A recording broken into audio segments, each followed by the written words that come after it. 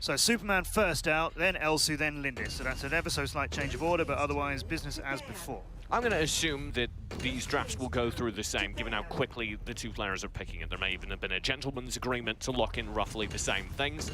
I want to go out on a limb and say that the Violet is more powerful in side lane. Personal opinion, objectively more powerful in side lane than in jungle, because you can build her quicker and she scales further.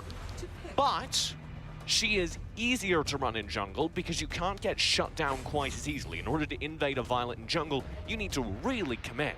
Is that your personal objective opinion? Yes. Well, it is my personal opinion, and it is objective fact because it's my personal opinion. Okay. So we are rolling pretty much as before up until the Zuka mistake, which I think is an agreement between the teams. Team E, then Teleanis Richter, Violet Omen, but with Zephys has come in for Cream. Yep, And the Aurum is the exception. The Aurum's coming in for the Zuka, replacing the Zephyrs, or replacing the Zuka as an actual support pick. And that does interest me a little bit. I don't think it should change Existence's draft. The Flash was the odd one out, and it will get traded out. We get a Liliana in its stead. That's a very standard mage, and more what you'd expect, particularly with the potential of an Aurum to shut down dive. Right, and you like you said, you really don't want to have a flash against an Aurum because the instant you jump in there, you're going to get snared and you're going to die. I am a bit curious about this Aurum pick though, because usually you want to have it against that dive, of which there's not a whole lot. If you snare the Wonder Woman, you might just die yourself. Wonder Woman's pretty tanky herself, so I'm not sure about this. I'm seeing the same problem, I think. The whole Existence roster is kind of built to stun a front line, build a kind of fortress, like we like to say, and they now have two components behind the walls of that fortress, being the Liliana and the Violet, both of whom, Liliana, in human form, and the Violet in general, can just sit behind those tanky frontline characters and rain out damage, which means you're not so much on the Aurum looking to stop dive into your backline, you're instead maybe trying to play aggressive with the Aurum, create opportunities, and that's a little bit harder to do. not a lot of assassin action on either of these rosters. This is some EU AOV. It's, yeah, very just solid, standard sides from, you know, going with a fortress. I think that's a side of Cream when with a kind of a modified fortress, because they have very aggressive frontliners, and that kind of provides that barrier for the backline because they're just distracted the entire time by Aurum and Zephys getting in your face. Tell us a little bit about this fortress meta. We discussed it a couple of times yesterday, but for people who aren't so familiar with how that's put together. Sure. It was a term I coined during Season 2 to describe the...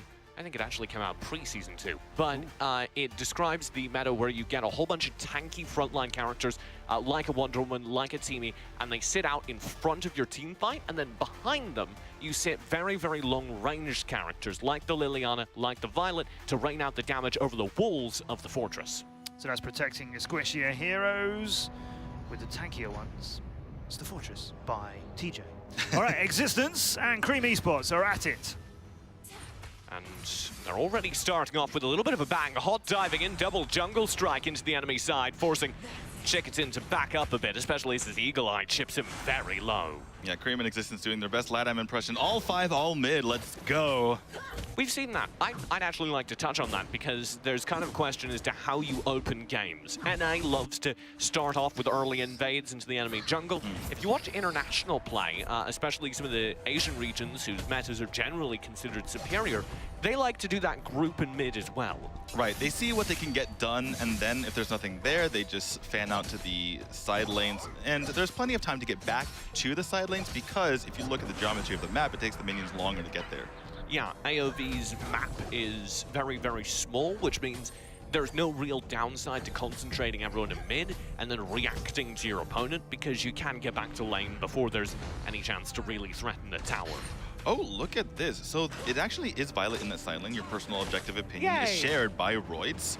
And I really like this as well. I have to say, I share your personal objective opinion on that. That said, I think the Talons will win this matchup as the more superior ADC at the moment. Yeah, the Teleanis does have more consistent long range. And we talk about this as a marksman duel. We'll get more into that in a second after x6tence's done this. Oh, that's good. The bracelets for first blood. Wow, what a beautiful lasso there to pull him right back in. You know Wonder Woman can turn into Greg when she feels like it, or when they're a little bit low on health, and she finishes them off with those bracelets. absolutely beautiful, and that does give Existence a chance to scrape out this Abyssal Dragon, but the rest of the team comes through. Talented and Frost will take the front lines. The Abyssal does go to Existence. Clemers is in a lot of trouble. He'll brawl them all very low, but it's been 2 kills over to Cream. Bamboo to clean up. Foxtrot goes wide, baited completely by Alex, and it's 2 kills. No response, but the Abyssal over to Existence. Right, great play by Cream, though Joki is taking this in the top here. I gotta say, though, Existence started to count their chickens before they hatched. Thought they had the Abyssal. They did, but they didn't have to fight afterward. No, although I will give credit to Clemers, he made that very close. The tanky Wonder Woman in the early game is something to be feared. That's why you see her in the jungle lately. She holds down the fort while the side and the mid get farmed up.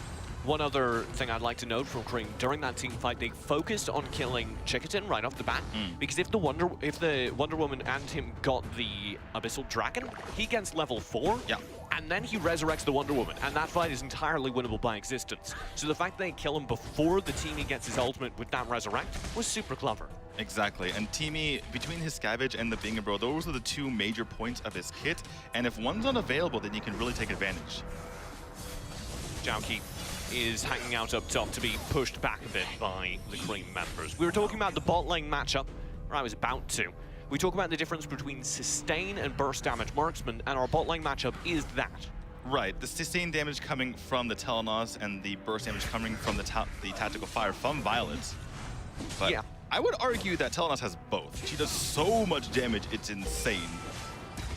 That'll be a lot of damage through the Chickatin, though. Beautiful. The snare lands, the noob able to drift out. That was beautiful positioning, TJ, because he purposely went within the tower range before he used snare. If he was outside, that wouldn't have killed him. Very well done by the noob, who's a very good support player in his own right.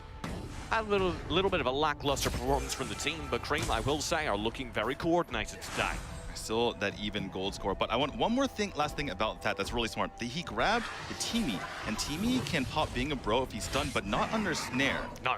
So that is very smart of them to do that. Snare cancels everything.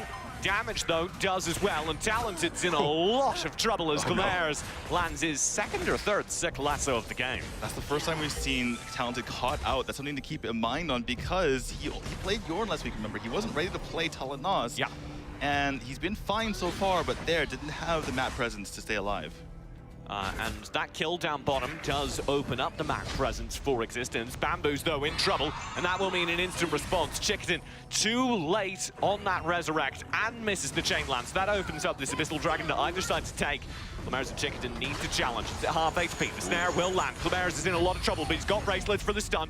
He'll linger. He's got punish. He can steal this Abyssal, and it does go over to Cream Esports. Now the fight will as well. Bamboo's down. He'll respawn, but he's lost Chickatin, Clemers, and Roids on the Abyssal. That somehow turned into a 3-4-0 for Cream there. An amazing fight overall in the end. Joki's gonna say, you know what, I don't really care. I'm gonna continue to push down these towers. That's the power of Omen. He might be losing everything else, but at least he's got a tower.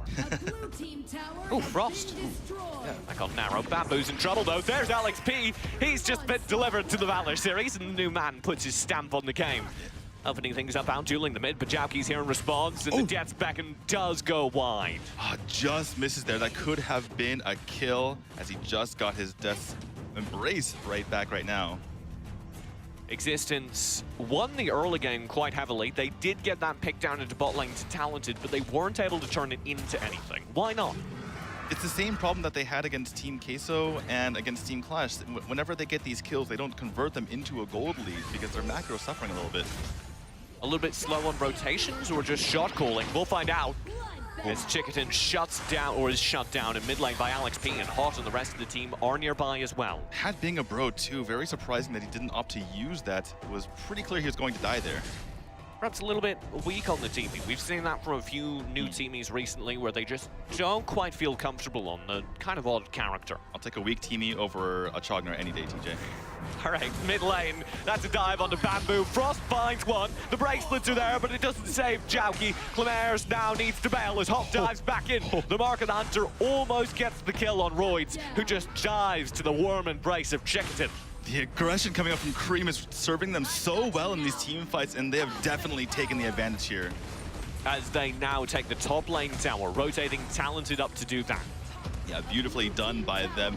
And honestly, this back row is looking great after their poor performance last week. They're really running Existence around, and that has been Existence's weakness this entire time. We were criticizing Cream's team play potentially, and this seems to have been their response, and I like it. Exactly, doing so well, and part of that is because of Hot on this Richter just making life so difficult for Existence. So Cream have now got two tier 1 towers, not high grounds quite yet, Almost. as well as an Abyssal. Where do they do from here? What is their focus? What is the next objective on the list? I would say that they continue to run Existence around, continue to get these objectives like the towers. Not necessarily the Abyssal, but the towers, because that's what wins you the game. Yeah, and if they get the Abyssal or go for an Abyssal fight, that's where there's the potential for a comeback for Existence if they have the map control to fight it. I want to point something else out really quick though, because the Ring of the Fiend is on ARM, and that is terrifying. 50% extra movement speed on ARM running straight at you, that is instant death.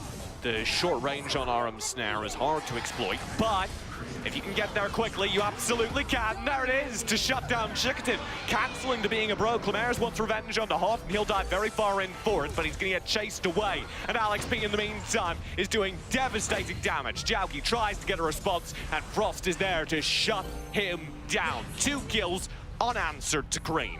Once again, Cream, good team fighting, but I want to see them split up here to start to get those towers. They still have no towers, TJ. Where are the towers? Yeah, they've been a bit slow on that, and it's, maybe about to change as Frost comes through. He should grab Roids, does with a Death Flurry. It's only Clemers. He's gone as well, and there's your answer, Daniel. The towers are in Cream's pocket. That's how you get a tower. You sneak around the back with Jauki and just get him. And Hot's going to get another one up top as Bamboo and the rest of the team just try and examine what's going on, maybe slow it down a bit, but they cannot get close. Excuse me, I said Jauki, I meant Frost, obviously, but they are looking towards that Dark Slayer because they have that match presence, because they have those towers, CJ. Should they be going for a Dark Slayer? They do need to heal up, but I think that should be their next goal on the list. Check that off, gets more towers because of that Drake, who is pretty good at killing towers, I heard. How can Existence get a response? They need to do the same thing. They need to fan out. They need to have their mind on these objectives. They need to stop letting Cream take it from them. And one thing, x6tence needs to not die to the noob coming in with that snare. He needs to be a little bit in the back and play kind of like a ranged support so that he doesn't get caught out. And we've seen that teamy, kind of the key to their Fortress comp, the keystone to the wall, if you will, consistently getting snared so that he can't use the Resurrect. Absolutely. And that's been so key for the side of Korean to be able to mess with them. Frost again tries a flank here with Alex P leading the front lines, and that duo has been quite deadly. This time it doesn't quite work out, but Cream get the zone control to turn it into a Dark Slayer if they like. That's what Frost will do right now. Exactly. I love this play here, just zoning out. Now is their time to pick it up, and now is their time to start putting this game to rest. Oh, Hot, are you doing what I think you are? He's just kiting this Abyssal, making sure there's no way for the enemy team to get a 1-1 buff advantage, make sure there's no way for them to get stymied by x6tence focusing out another major objective.